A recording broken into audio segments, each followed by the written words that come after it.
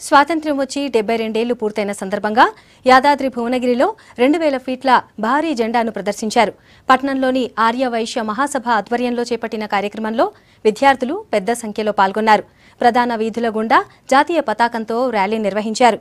ఈ ర్యాలీని ఎంపీ బూర నర్సయ్య గౌడ్ ప్రారంభించారు. జీహెచ్ఎంసీ ప్రధాన కార్యాలయంలో 72వ స్వాతంత్ర దినోత్సవ వేడుకలు ఘనంగా జరిగాయి. జీహెచ్ఎంసీ మేయర్ బొంతు రామ్మోహన్ జాతీయ పతాకాన్ని ఎగురవేశారు. Commissioner Janardhan Reddy, deputy mayor Baba Fasiuddin హాజరయ్యారు. సమిష్టి కృషితోనే దేశంలో జీహెచ్ఎంసీకి మొదటి స్థానం లభించిందన్నారు మేయర్ రామ్మోహన్. ఇదే స్ఫూర్తితో ముందుకు వెళ్లాలని కోరారు. ముఖ్యమంత్రి కేసీఆర్, పురపాలక శాఖ మంత్రి కేటీఆర్ ప్రత్యేక చొరవతో నగరం అభివృద్ధి చెందుతుందన్నారు మేయర్.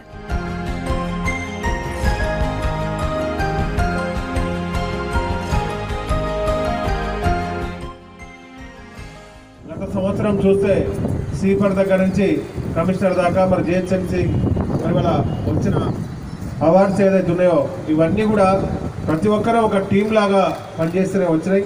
భారతదేశ నగరాల్లో మరి వాళ్ళ 5వ అతిపెద్ద నగరంగా చాలా విషయాల్లో నెంబర్ 1 వచ్చింది. మన అవార్డు కూడా గెలుచుకుందాం ఉన్న విషయం మీ అందరికీ కూడా తెలుసు. మన అంతా కూడా సమిష్టి కృషితోటే జరిగింది. అందరూ కూడా ఇవాళ ఏ ఒక్కరో నేను పని చేయకపోతే కాదు, నేను ఒక్కరిని పని చేస్తేనే అయిద్దా అంటే కాదు, అందరూ కూడా టీం చేయొచ్చు లాగా పనిచేస్తేనే అయిందని మీ అందరికీ కూడా తెలుసు. ఏ నగరం కూడా తీసుకొని ఇనిషియేషన్స్ మనం తీసుకుంటున్నాం. దానికి తగ్గట్టుగా రాష్ట్ర ప్రభుత్వం గౌరవ ముఖ్యమంత్రి గారు కూడా హైదరాబాద్ నగరం పట్ల, హైదరాబాద్ నగర అభివృద్ధి పట్ల హైదరాబాద్ ఆయన ఒక విజన్ తోటి చూడాలనుకున్నాడు, ఒక వరల్డ్ క్లాస్ సిటీ చేయాలనుకున్నాడు.